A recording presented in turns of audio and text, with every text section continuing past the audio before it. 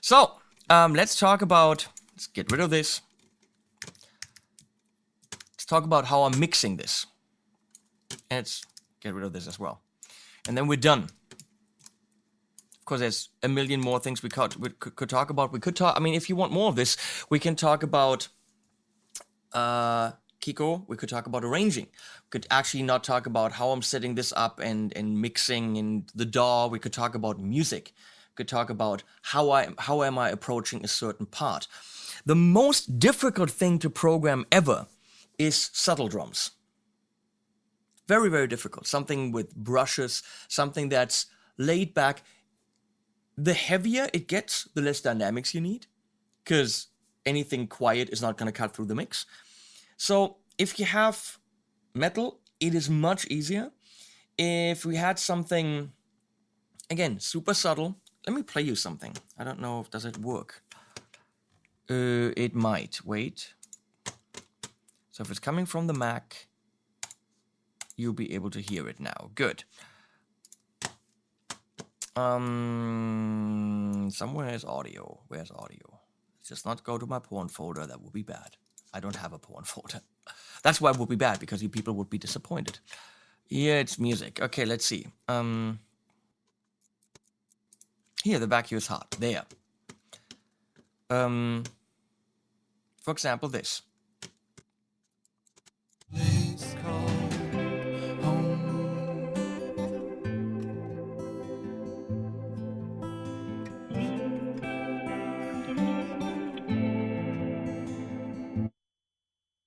We knocked to get vanished in our falling from the sky. Like gravity leads them to the ground. Will love lead us to a place called home?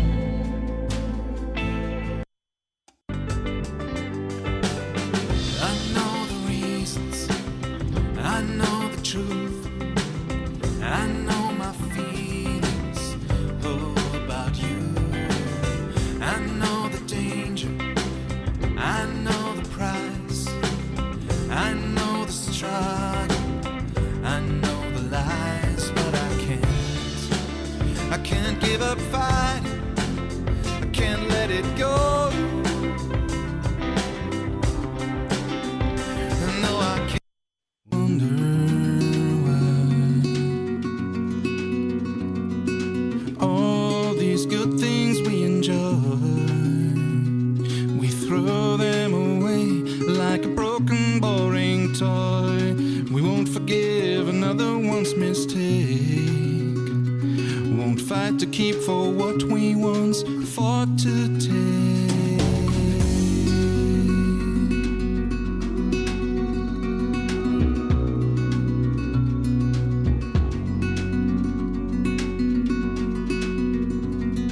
I look at baby's innocent smile, I close my eyes and wonder why we give this ugly world to those, a world where pain and hunger grows. I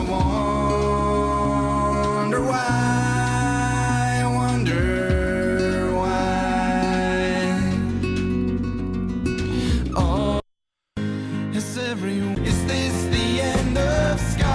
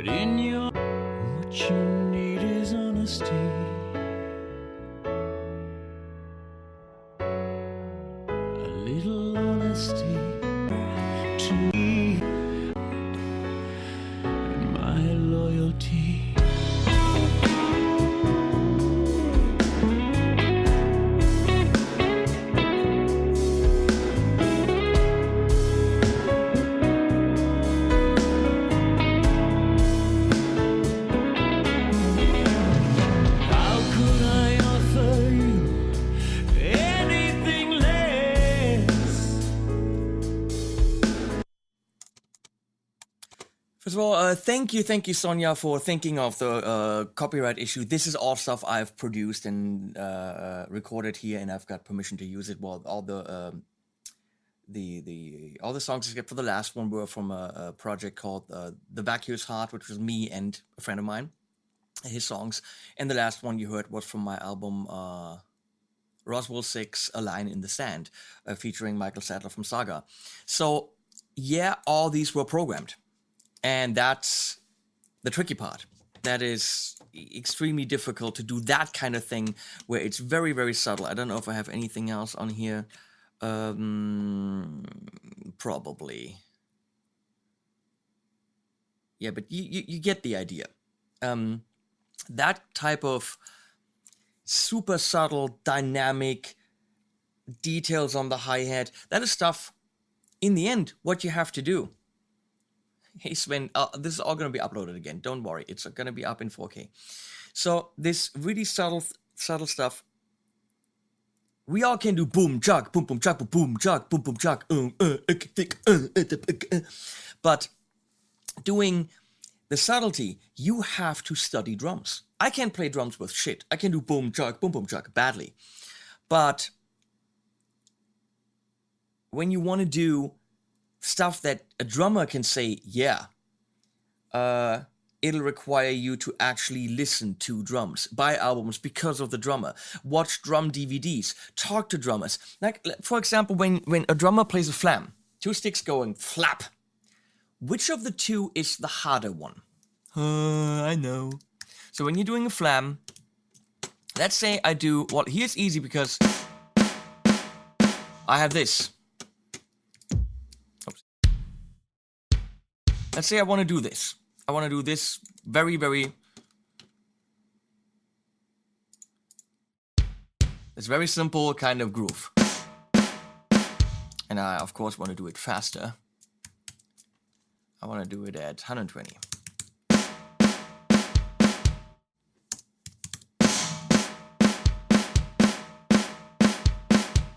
Now that sounds the same every single time. But the question is, I'm now using J in Cubase to turn the, you can see that up here, to turn the snap off.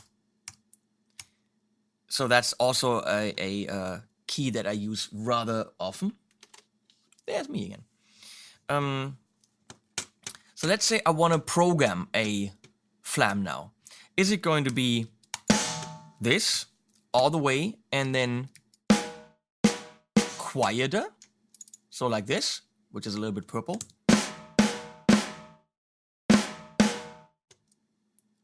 How far apart should they be? Do you have to zoom in and really this? Is that it? No. Is that it? No. Is that it? Once you start talking to a drummer and they actually think about it, they'll tell you, oh, wait a second, it's the second one that is the harder one. So that would actually be a flam. See, all of a sudden it sounds like a flam.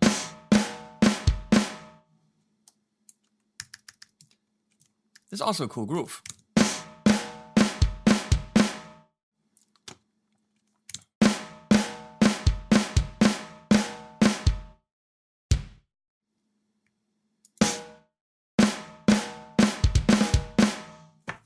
You can do a lot with this. Talking about something, thank you, Sonia. Talking about something that has a lot of power. One of my favorite songs of all times, Walking in Memphis. I think that is a song that is ultra powerful, has amazing drive. And in the last chorus, it just goes when he's like, Ma'am, I am tonight, walking in Memphis. Ma'am, I am tonight, walking. It's so powerful. Listen to what the drums are doing. Bye, Kiko. What happens in Walking in Memphis is the snare is a click. It just goes click, click, click, click, click, click, click. It's just very, very simple. It's just the click driving. The drums are never powerful. The song has so much power. And it's all in the arrangement. So let's go into mixing the drums. A little bit about it. And then we're done because I need to go on the couch with Leslie. So we're going to do a basic groove here. We're going to stick with the BFD stuff. Oopsie. Let's go to this again so you get an idea. Sorry, here we go.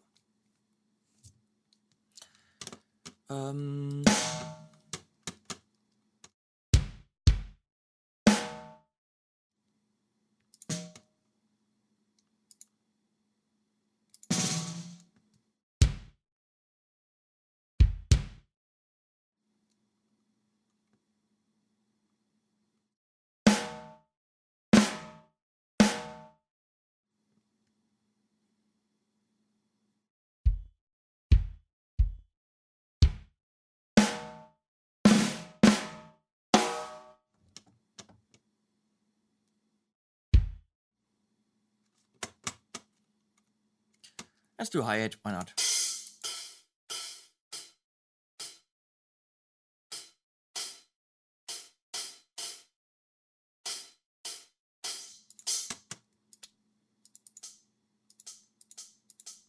Very subtle in between.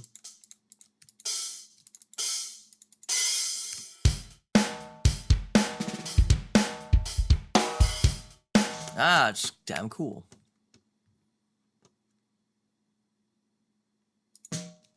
So I would really try to put a little bit of movement in.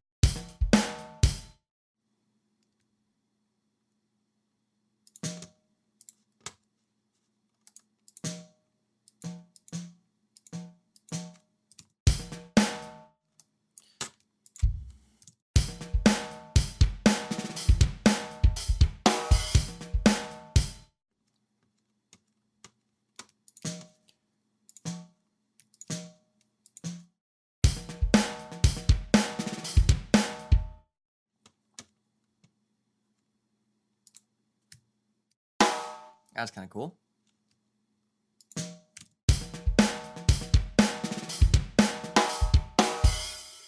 We'll keep that. Okay. So one thing you can't do with this is put too much compression on the snare, because we already probably have too much, which is why these things in between have to be so incredibly quiet. I'm sorry. Which is when you want that snare in metal. You can't do all that stuff in between because every single detail will come up a lot. So subtler, more dynamic drums will require more dynamic mixing. So let's loop this thing. And we're going to look a little bit at my plugins. When you're doing drum programming, going right out of the box, meaning you have this SSD sampler, for example, you pick a preset, you pick the mixer preset, that can be okay, it'll get you there. Most of these things are meant exactly for that, which means you pick a preset, you program, and it's halfway okay. A lot of them will not sound good. So I want the control, which is why in BFD I have, oops, that's the wrong one. I have spent years. I started with BFD 1 in 2005. To BFD 2, BFD 3. So I've spent literally years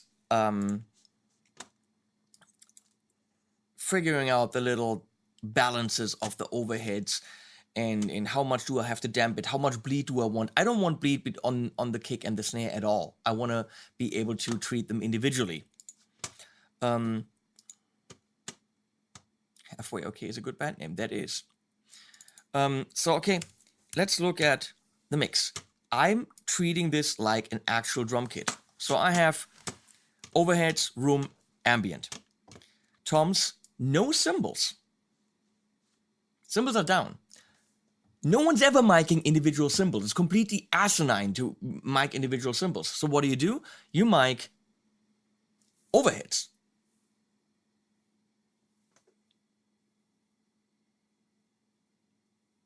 and the cymbals are on there, but I already have an overhead group, so the cymbals are on there. Whatever's on there, if I want to tweak the volumes, I'll do this on the individual instruments in BFD, but I'm not working with a cymbal group. It's completely stupid. Right now, I only have a kick in. I do have kick out and kick sub available if I want them, so that would be 3 different mics. Snare top and snare bottom for the actual snares. Hi-hat and ride as individually mic'd cymbals to mix them in if I need them to come out in the mix a little bit more. And then I have the 3 groups, just like I showed you for SSD, for Stephen Slate. I have the drum group for everything, but then I have individual dry kick and snare, which I treat with an empirical fatso and a precision limiter, because everything else has already happened on the tracks. And the Ocean Way is a big trick I will show you. It's not inexpensive and it only runs on the UAD platform, but it's amazing. So here's my drum overhead. One of the most important things you can do.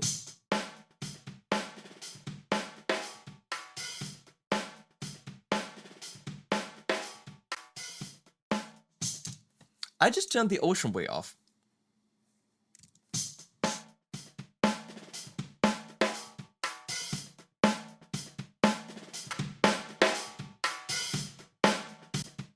So let's do it without the Ocean Way first.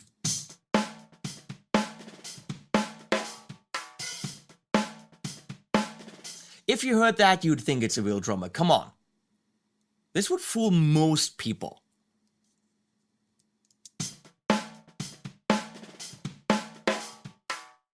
Hey JT, Mark Cohen is one of my all-time favorite artists. There's like Hansen and Mark Cohen. It's like, possibly Mark Cohen a little bit more. Depends. So then we have the room. Everything about snare, kick, and toms is room. A snare by itself, the individual snare track,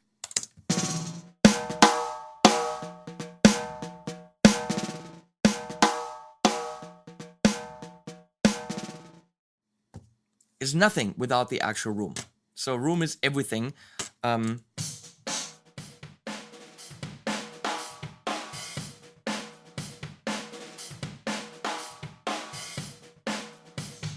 And listen to the ghost notes. They're totally balanced. The only reason why they're sticking out too much is because I'm compressing the shit out of the snare. That's why they stick out too much and sound artificial. But listen to the room sound.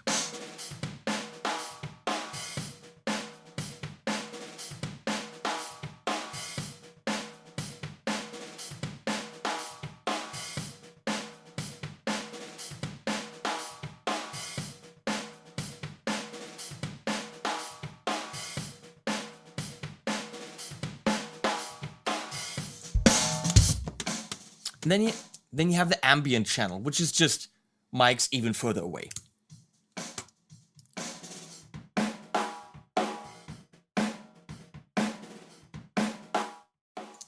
So I treat all these the same. Compress the living crap out of them, kill the low end so that my individual kick is nice and tight and is not kicking around the room. So let me show you. I have the... Which one is that? It's a Legacy, because it's... that's the old one, because it uses less processing power. Hey, let's compare. Come on. So that's the new one, the highly improved one. Let's set it up the same way. It's compressing like fucking crazy. So this is the one I'm using now.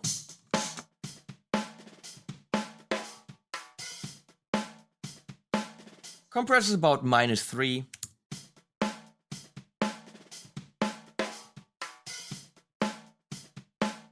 So here, by peak reduction, you set how much it's compressing. You check in gain reduction.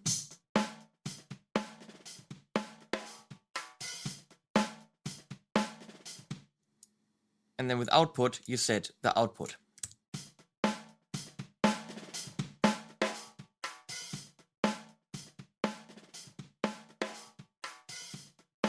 Snare comes out nice if you compress more. There are, of course, tons of other things you can do. You can do distressing. You can do Manly something, summing bus, SSLG, a billion different things that do this. I go to the classic Teletronics. I don't know why, that's just, oh, I've done that.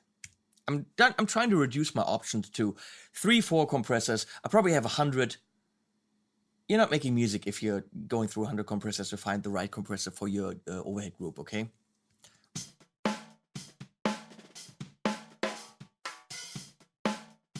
Let's compare it to the one that eats up a lot more processing power.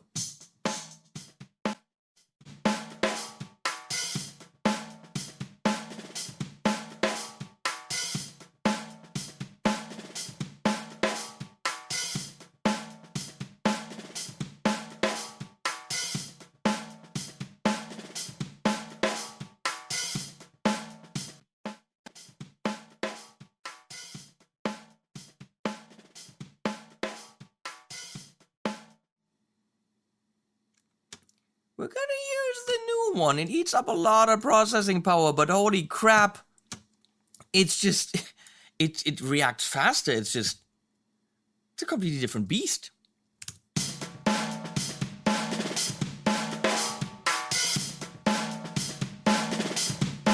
We have both on. We don't want that. We're gonna kill this one. Bye-bye.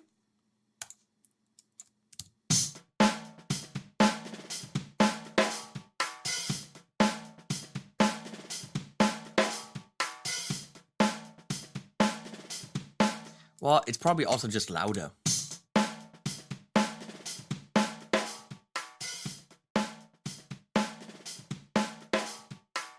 So, and then I've got a 1073. Also the low processing power version. Let's go. Let's go put the big one on there. It's gonna eat up a lot of processing power. But that's the big one. So, it's of course an old Neve. You can do anything. You can do anything. I can do better. Something like this. No, I can do anything. It's a musical thing. Music Man? Something like this.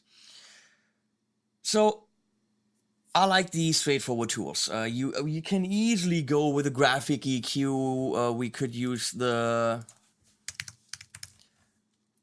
Neutron from Isotope, which is a really cool channel strip.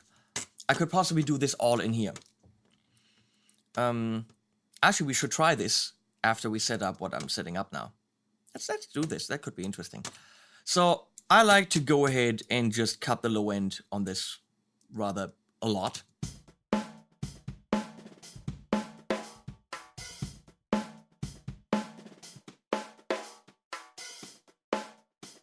$300 is a little bit much.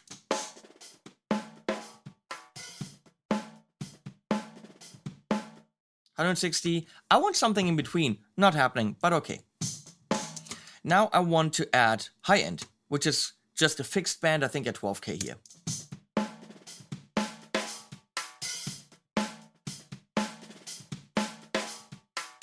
That's where it's at. That's what we're talking about for overheads. I might even go...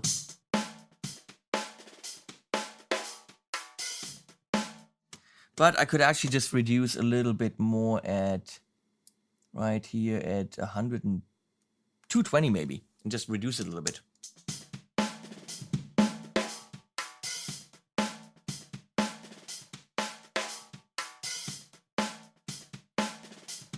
Yep, that's what I want.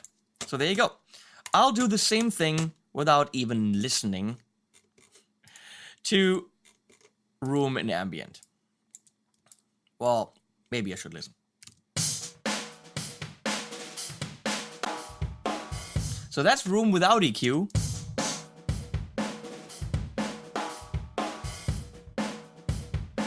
That's pretty much gonna trash your mix.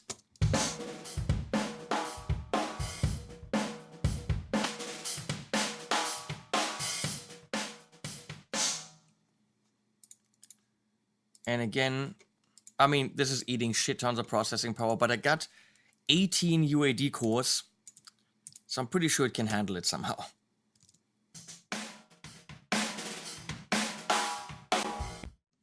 So that's the ambient without any plugins. I'm going to turn on the compression and we're going to hear a lot of low-end rumble.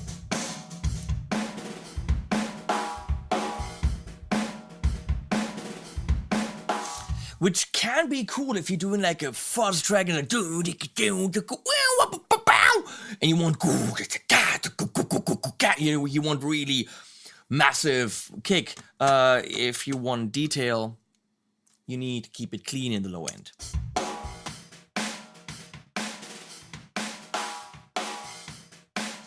So there are my 3 tracks now.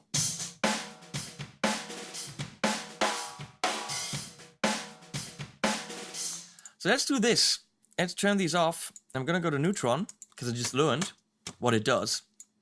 It's pretty much a gate, EQ, compressor, another compressor for a different task, exciter and transient shaper. And I'm gonna go to the track assistant and tell it what I want. Percussion. I want it balanced, medium intensity. And now playing.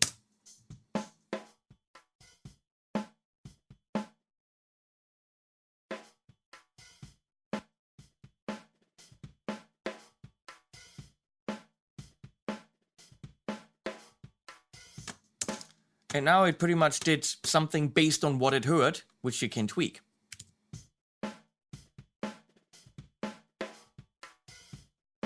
Well, I kind of want this. It did cut the low end a little bit.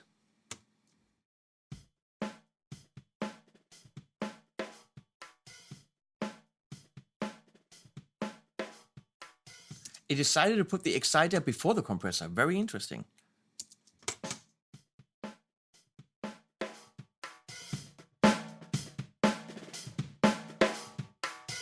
Let's see if we can transient shape a bit. Emphasize drums. There we go.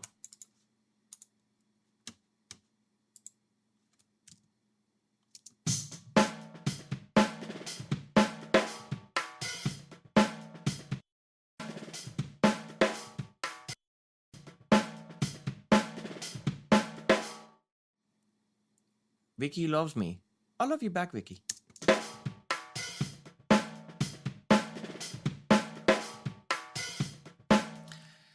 Pretty good result by just saying go and tweaking it a little bit. We have, it's not a multi-band compressor. Might make sense to do this multi-band.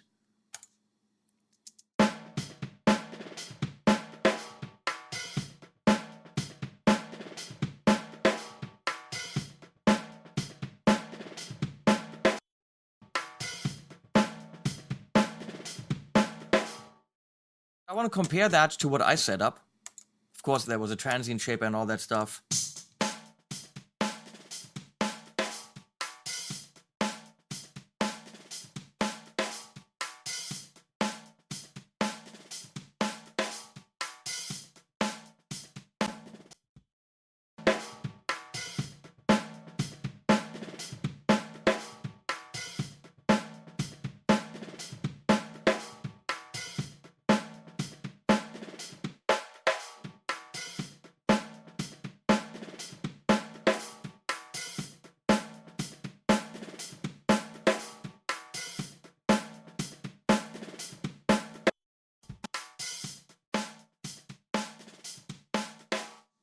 Why does mine sound so crappy now?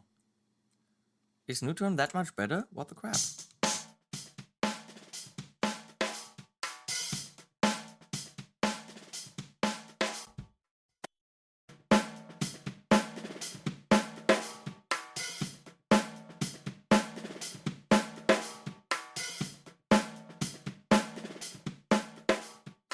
It's just louder, that's what it is.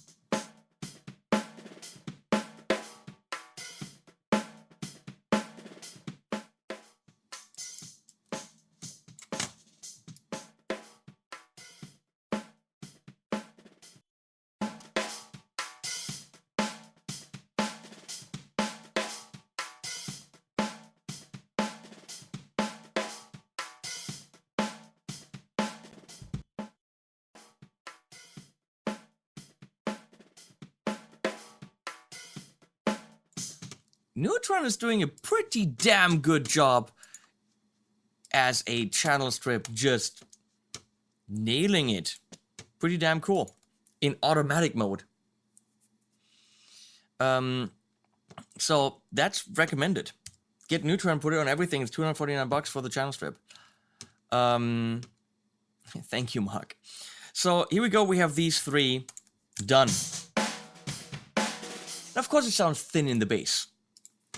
Looking at the toms, I have, oh, that's an 1176. Of course, we don't have any toms here. And I have, again, a Neve with a little bit more. I'm taking some, no, I'm adding some, what? I'm taking some 560 out.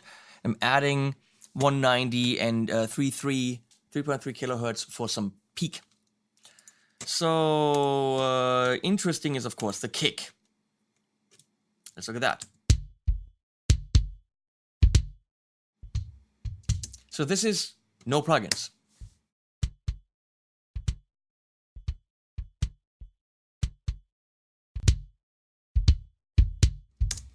So it's just two plugins. I used to work with transient designers, and you can. It's, of course, an easy solution to go in Cubase, punch in envelope shaper, and pretty much just give the kick more attack. It's that easy. Let me show you.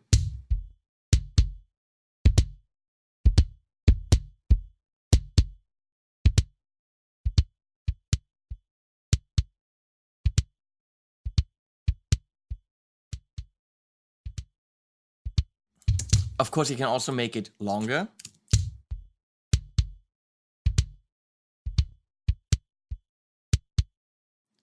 Or tame the tail. These are all penis jokes, people. Very cool is also the in Cubase the multiband envelope shaper, where it's doing that, but for the individual frequencies. A bitch to set up, of course, if you don't know what you're doing. Acoustic kick tight. There we go.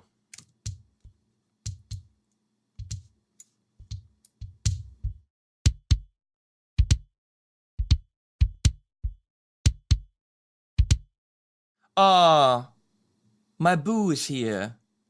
Say hi to Andy, the guitar geek.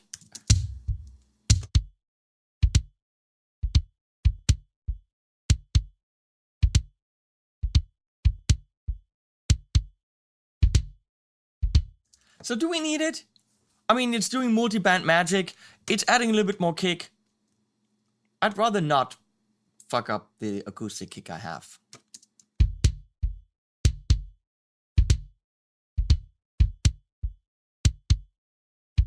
If I wanted that Yamaha kick, which isn't really a metal kick at all, to be more metally, that's what I would use, because I'm getting that little bit more of an attack. But let's not do it. So here's what I'm doing for the kick. Same thing I showed you guys earlier. 1176 with a slow attack and a longer release.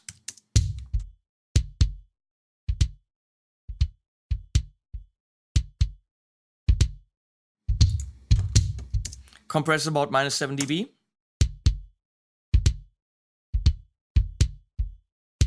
I bring it almost up to 0 again.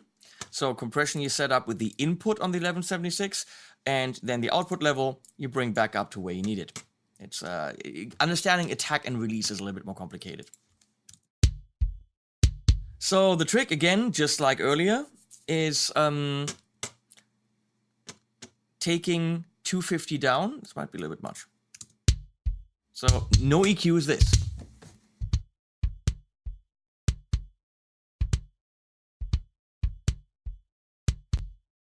And the boxy thing comes from the 250.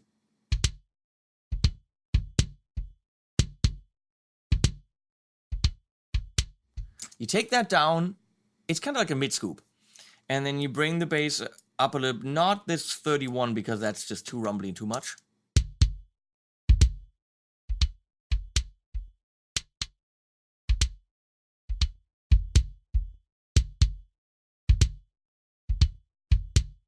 Why am I using a this thing? A graphic EQ? Well, the reason is very simple. Oh, by the way, Andy, thank you for the idea with the green screen. You asked, it didn't arrive today. So this thing that you're seeing is actually not the green screen that I ordered. It's one that I had to set up just for the stream because I was already set to use the green screen. So then the whole room is green screen because of freaking Andy. Just saying that. Just saying. So, but hey, it's working. But I'm not setting that up every day. The one I ordered is cool and Andy showed me. Say thank you to Andy, the guitar geek. So I'm using a graphic EQ because it limits my options. If I'm using an EQ like, let's go to Neutron again. Thank you, Sonia. So if I go here, I have the possibility of 8 bands plus low and high band pass and cues and you will have option paralysis and you will end up with a kick drum that is just like surgically altered to be something that it just is too much possibilities, if you ask me. So those EQs have a reason to be. I like this graphic EQ because it gives me the bands that are there in the queue that they have, and that's it. So I'll add a little bit here, take some 250 out, and give it clickiness right there.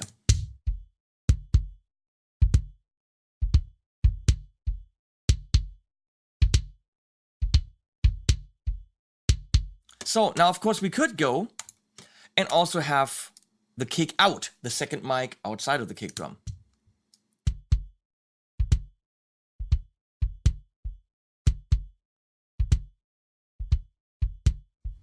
It usually doesn't give me anything I'd need.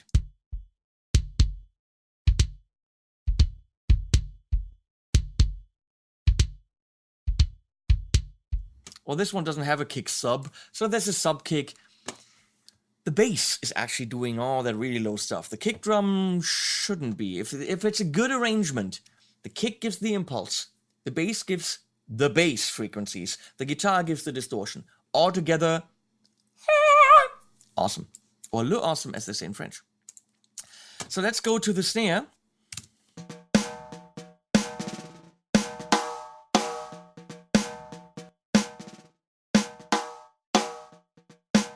Here are the dynamics. They are there, they're beautiful. Because I turned the supercharger off. As soon as it's on, it gets unnatural dynamics. So let's say I'm using an 1176. Mono, yes. Revision E. Here, our good friend. I can probably get the snare to be more realistic sounding.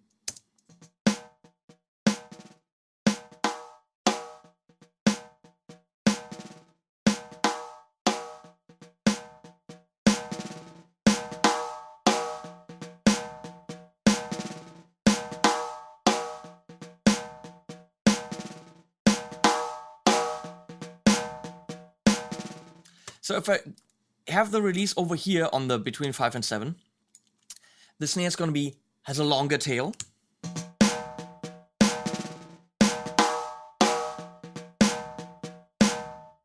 And if you want to make it shorter, you go to 1 to 3.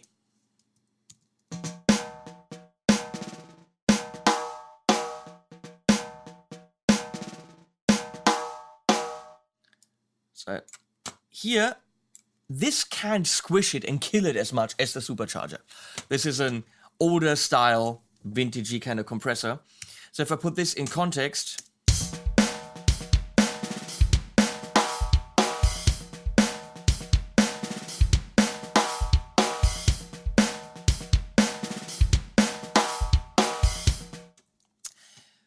I've always been out to find the Chris Lord LG pow pow, hit you in the eyeballs with a wooden cooking spoon kind of a sound.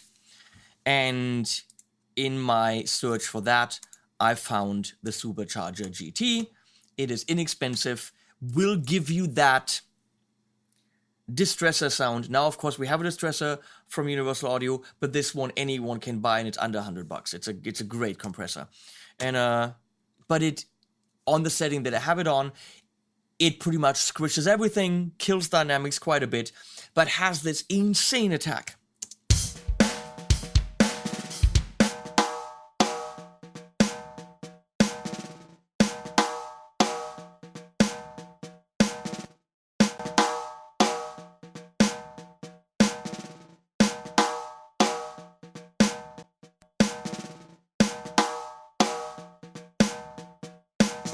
It's just a little bit more like a gunshot. Yes, I know, sounds very, very similar. In context, the Supercharger is what I go for. Even now that I have the distressor, I just know how to set it up. You set it up by opening it, Supercharger, presets, snare, and you're done. That's really what I do. I know nothing. So, I boost 5K on the snare like fucking crazy. That's without the mark.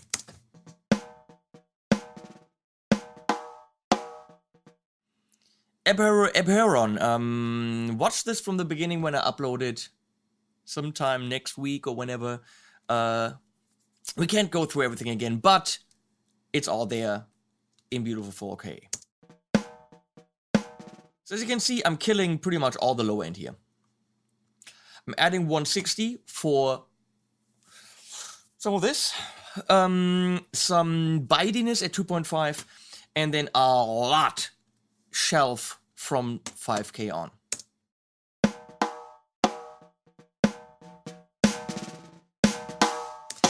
Again, one of my idols is Chris Lord Alge. So, when you listen to Daughtry in the snares there, it's all freaking, thank you, Ozzy. It's all freaking high end, and it's beautiful. There's so much of it. So that's why we have tons of boost on a 5K shelf.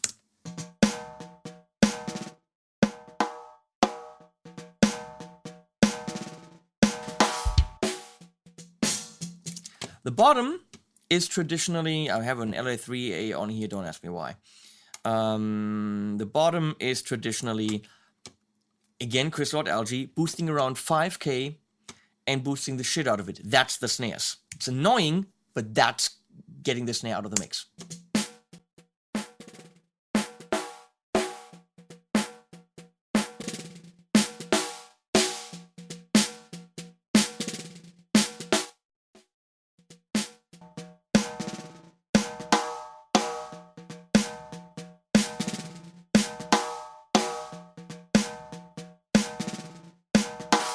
So hi-hat, I'm compressing a bit. I don't know if that's a good idea. And I'm adding, I'm cutting bass and I'm adding high end with the Neve.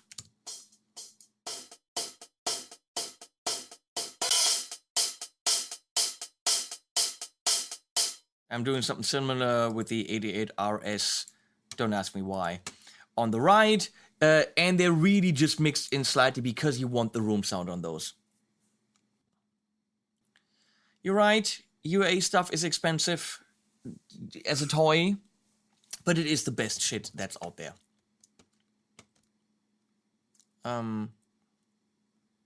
No Ying? What are you talking about? What's no Ying? What?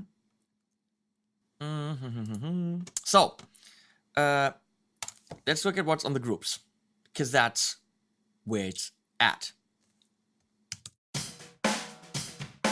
So this is everything except for the kick and the snare, who are still, let me see. No, they're not. They used to go to the drum group a little bit. I did parallel compression or New York style compression. But I'm not doing that anymore. Well, fuck it then. So I have a Vertigo on here, which is not the UA version. That's actually the Plugin Alliance version. Brainworks programs it, available at Plugin Alliance. It's $300. You can get that right before Christmas in their advent calendar for about, not a lot, $80, $90, killer. Universal Audio also says it for $300 for their system, but it's the same damn plugin. So buy it natively. You don't need UAD for it, and it's an amazing compressor. I use it for guitars, and I use it for the drum bus right here. A little bit precision limiter, any limiter will do from UA. But here's the thing that makes this drum bus what it is. Sadly you can only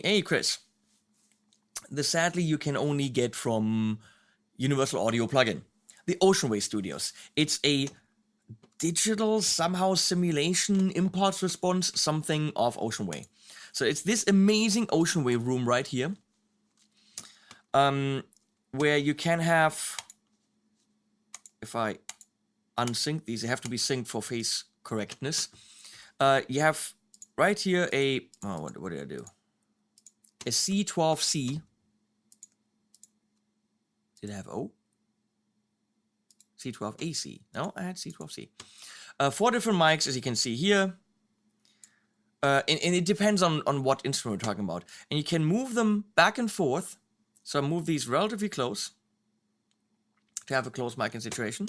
But then you have other mics for the middle distance, and I'm using U67s, and there's a whole bunch of other ones for in the back a little bit wider. And then you click these, and they will be phase aligned. And you can of course do things like high pass, low pass, whatever. And then you mix the near, the mid, and the far mics. The setup right here is drums, so meaning it's doing impulse responses for the microphones that would be used by Oceanway in their huge tracking room, which again is this one. There's also a second room, which is a little bit smaller, and there's also a second drum setting where the drums are sitting over here. So there's a setting in the corner, setting here, different mics, and you can use it as reverb mode, where it's pretty much just giving you the room tone, but you're mixing it in. I'm using it in the remic mode, where everything I did is being treated through their mics. Now, let me show you what that does. So this is the tons and tons of expensive plugins, BFD3, expensive samples and all this, again, on the group without the kick and the snare separated. It's just what's going through the drum group without kick and snare direct. That's what I'm trying to say.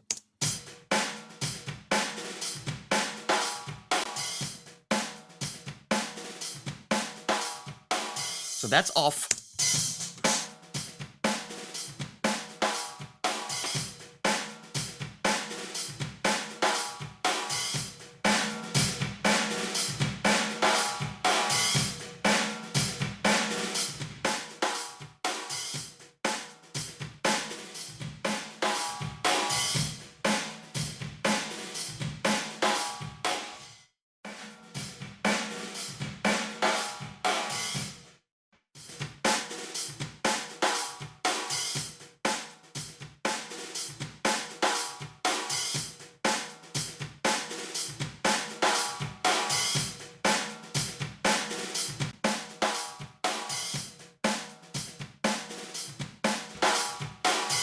It just adds so much dimension to the whole thing.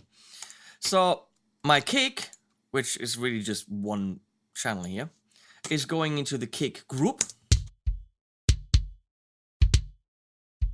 with the fatso on it, where I go to harmonic gen, it's just a preset, but I do click one time on the comp button, and then of course set up the input level.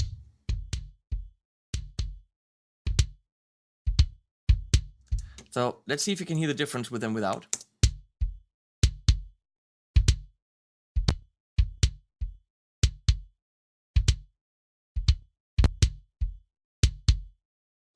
It's a huge difference.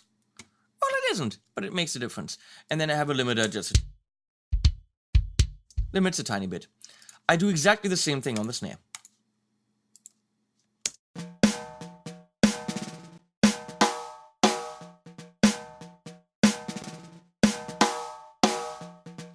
So that way, I don't have all that stuff in the red. It's nicely tamed. It has some warmth on it, blah, blah, blah. You put them all together.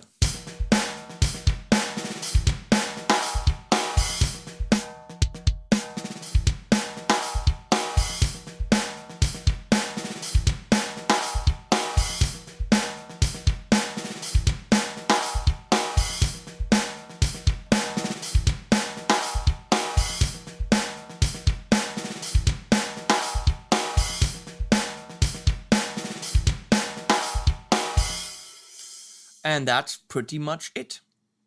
Now, of course, again, I can bring in the Stephen Slate, but I'm mixing it the same way, or, well, a little bit more metalish. You just have to have the right tool for the job. For me, BFD has always been it, but I invested thousands in extra sample libraries to get the right cymbals and kicks and all this. BFD is what can give me a really wide variety of sounds. However, the drums you heard, let's see.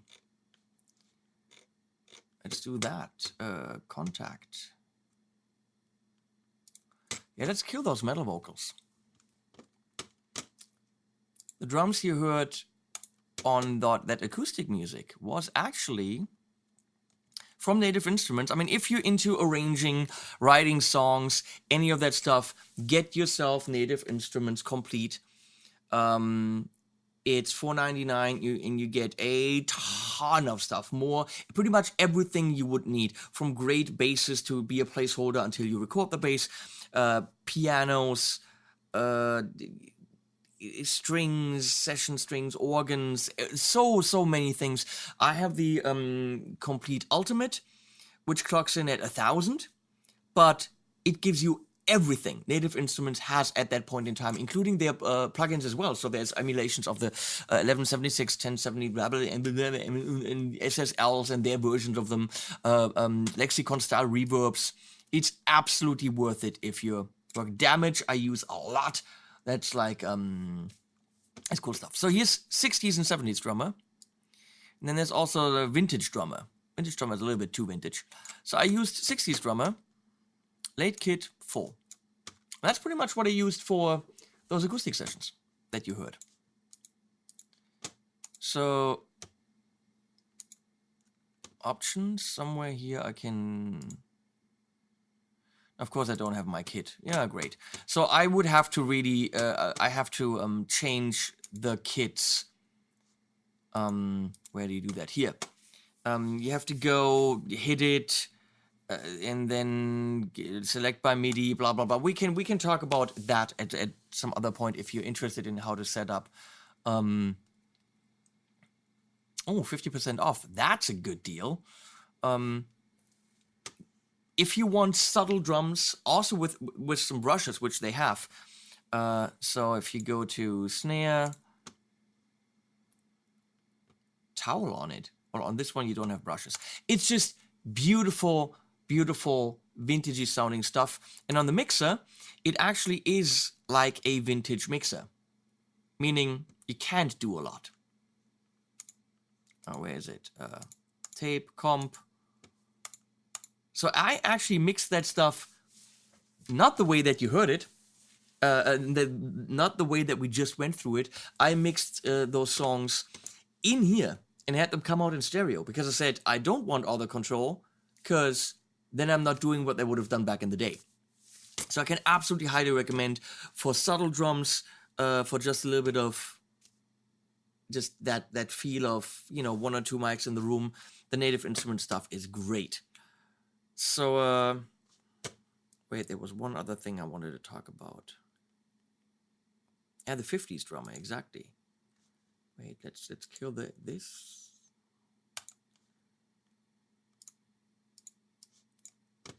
Let's see if this has the different console. Nope, doesn't. I love this thing. Yeah, on the snare there we have brush. Exactly, that's what I used. That's what I used. So I use these quite a bit when I just need one kit that really harmonizes well with each other in itself. I put a metal zone on the master bus. Also guitars? You mean, do they have guitars in the Native Instruments? They have like an electric guitar, I think like a set with a Les Paul. They have like a funk thing and acoustic stuff. And if you need a placeholder, it works. It actually plays chords. You give it chords or something, or you hold down keys. Has a couple of it's okay. It's okay if you quickly, for songwriting, need to throw something together and you don't want to record a guitar. So obviously we want to record guitars, but it's a cool placeholder for songwriting purposes. What else? There's so much more when it comes to drums. Let's say we're done and we're gonna do a repeat of this when you have more questions, and maybe go into some artificial drums, go into battery, because battery is phenomenal on what you can do with artificial drums and really squeeze them and do stuff with them.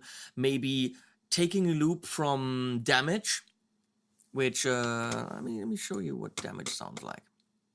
You've heard it on tons of my tracks. Action Strikes I've also started using. Where's Damage? Here, Damage.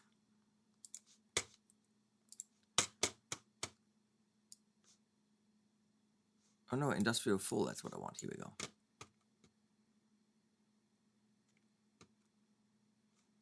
So,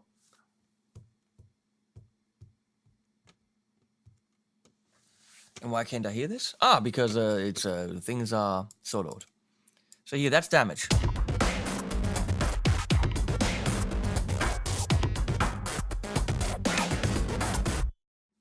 Awesome. Let me show you what I would do, for example.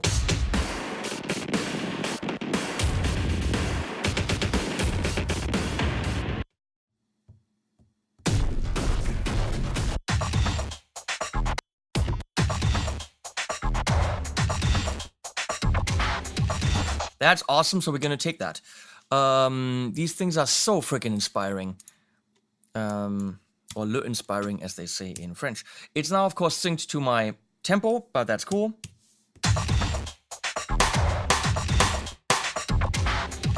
So, it's usually a 4-measure beat. So I'll take this, move it here, hard for goes in, and make it a 4-measure beat. Now, in order to work with this effectively, I'm gonna have to render it, because otherwise, if I start it somewhere in the middle, it'll start actually at the beginning. So I'm just gonna quickly say freeze.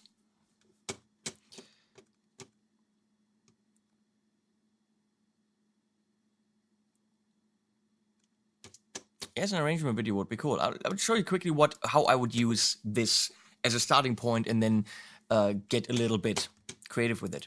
So we still should have my really punchy Chris Lord Algae sounds in here. So I'm gonna use those.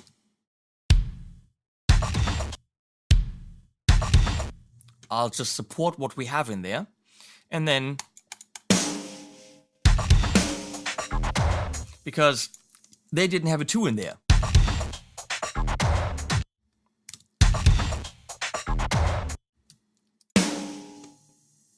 Maybe even.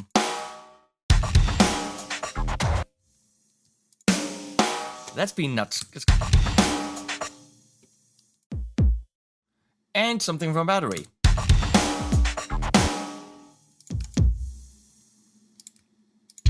And here's an acoustic kick from BFD3.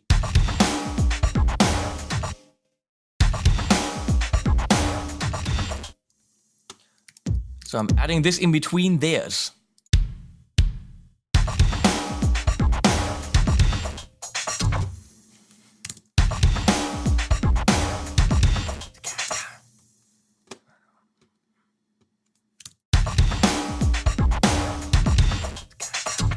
Okay.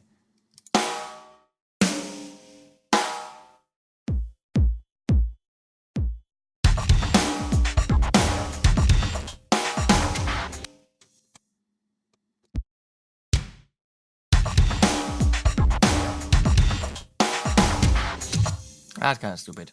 Let's just...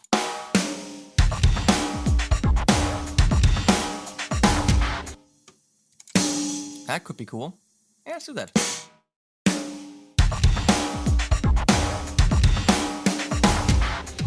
Yeah, that's weird, and I like it. Okay. So, we already have tons of stuff. Do we need a hi-hat or something? No, that's what this thing's doing for me.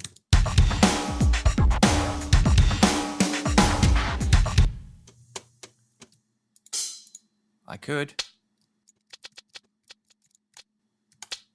Some offbeats.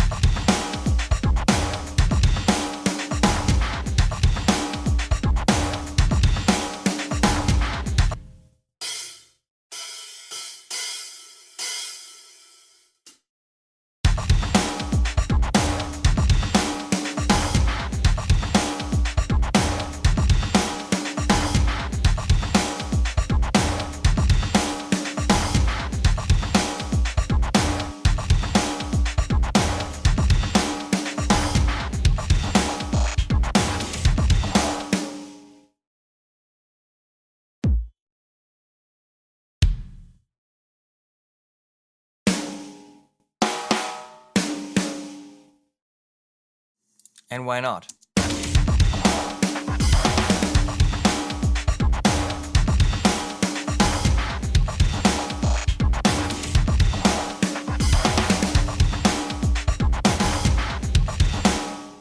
Whatever. So, there's crystal geology, Stephen Slate, kick and snare. There's battery here, and BFD, and also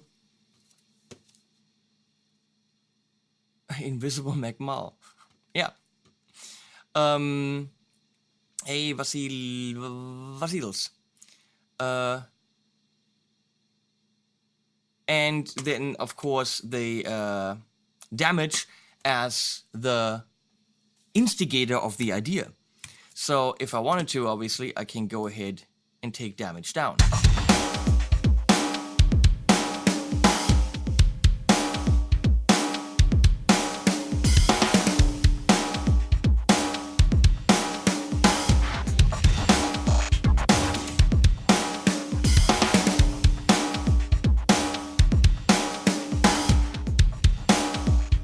But the groove is still there.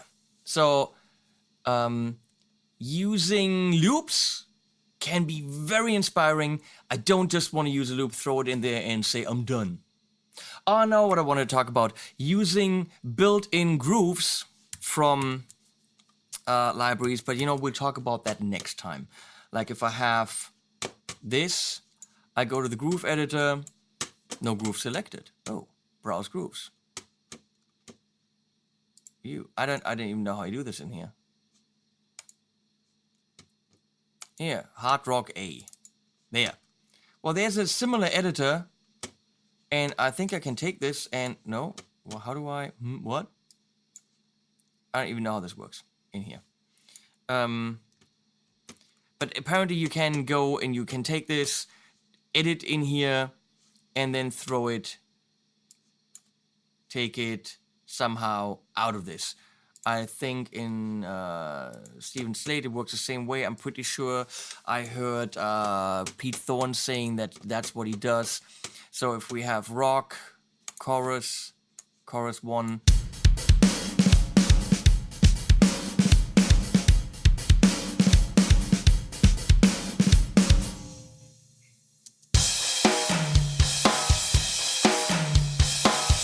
Of course, now it doesn't work because it's not set up for my kit, but that's what you can do.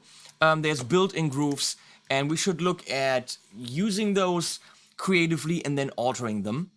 If you need a starting point, those are always great. Relying on them completely for your song, even for me, for my demos, for my videos, I think I'd feel lazy The great thing about doing this thing on YouTube for you guys is I get to do music. It's not like I stopped doing music. No, I create music for most videos and it's great. And I get to do all the things I used to do in the studio. Just I don't hang out with musicians that bug me. So, yeah.